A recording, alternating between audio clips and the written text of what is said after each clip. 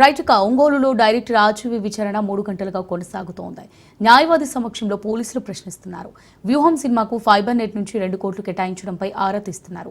YCP నేతలతో సంబంధాలపై పోలీసులు ప్రశ్నిస్తున్నట్టుగా తెలుస్తోంది.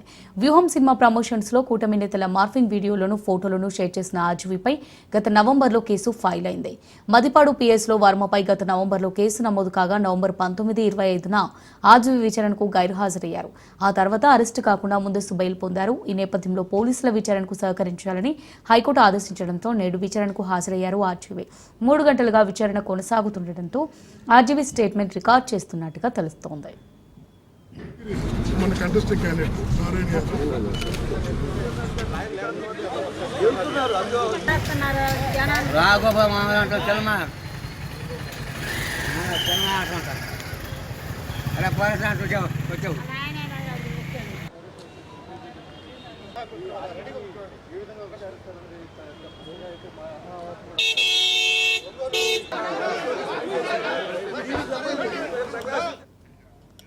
ఒంగోలులో డైరెక్టర్ ఆర్జీవీ విచారణ 3 గంటలుగా కొనసాగుతోంది. న్యాయవాది సమక్షంలో పోలీసులు ప్రశ్నిస్తున్నారు.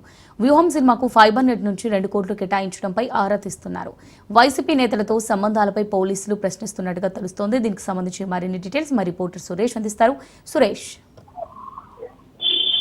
Thank you Malya. ప్రముఖ దర్శకుడు రామ్ గోపాల్ వర్మ ఈ రోజు ఒంగోలు రోడ్ పోలీసులు ఎవరైతే ఉన్నారో విచారణాధికారి శ్రీకాంత్ ఆయన అయితే ఉదయం 12:30 గంటల నుంచి అయితే విచారణ జరుగుతున్న పరిస్థితి ఉంది. దాదాపు 3 నుంచి 4 గంటల మధ్యలో అయితే విచారణ కొనసాగుతున్న పరిస్థితి. ప్రధానంగా చూసుకుంటే ఇటు ఏపీ ఫైబర్ నెట్ నుంచి ఏదైతే వ్యూహం సినిమా ఉంది, వ్యూహం సినిమాకు ఒక 2 కోట్లు బదలాయించినట్టుగా అయితే తెలుస్తున్న పరిస్థితి. దాని గురించి అట్లాగే వ్యూహం సినిమా కనుక ఎవరు ఉన్నారు, ఈ సినిమా తీయమని చెప్పి ఎవరు బలవంతం చేశారా, లేకపోతే మీరే చూసారా, వ్యూహం సినిమాకు సంబంధించిన బడ్జెట్ ఉంది, ఇలాంటి ప్రశ్నలన్నీ ప్రధానంగా స్పందిస్తున్న పరిస్థితి ఉంది. అయితే ఉదయం 11 గంటలకు విచారణ స్టార్ట్ అవ్వాల్సిన సందర్భంలో అయితే ఈయన రామ్ గోపాల్ వర్మ అయితే 12:30 టైంలో అయితే ఇటు హైదరాబాద్ నుంచి ఒంగోలు ఉంది.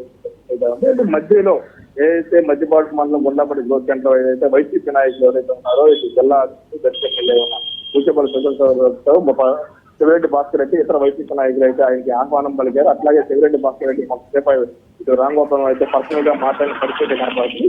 ఈ ప్రధానంగా శివరెడ్డి భాస్కర్ రెడ్డి రామ్ గోపాల్ గారు మాట్లాడుతున్న దాంట్లో చూసుకుంటే అయితే అంటే పోలీసులు దీని గురించి ప్రధానంగా ప్రశ్నించే అవకాశాలు ఉన్నాయి. వాటి మీద మీరు ఏం చెప్పగలుగుతున్నారు, మీకు ఎటువంటి ఇబ్బంది ఉండదు, పోలీసులు కేసుకు వెళ్ళకూడదు అని చెప్పి కొంత రామ్ గోపాల్ వర్మని కొంత యాక్టివ్ చేసే పని అయితే ఇటు శివరెడ్డి భాస్కర్ రెడ్డి తెలుస్తుంది. అయితే సాయంత్రం దాదాపు 7-8 గంటల వరకు ఈ విచారణ కొనసాగే అవకాశం ఉంది. ప్రధానంగా అయితే కనీసం ప్రాథమిక సమాచారం అన్నా ఇటు రామ్ గోపాల్ వర్మ దగ్గర నుంచి రక్షించాలనే విషయం మీద అయితే విచారణాధికారి శ్రీకాంత్ అయితే ప్రధానంగా స్పందిస్తున్న పరిస్థితి కనబడుతుంది.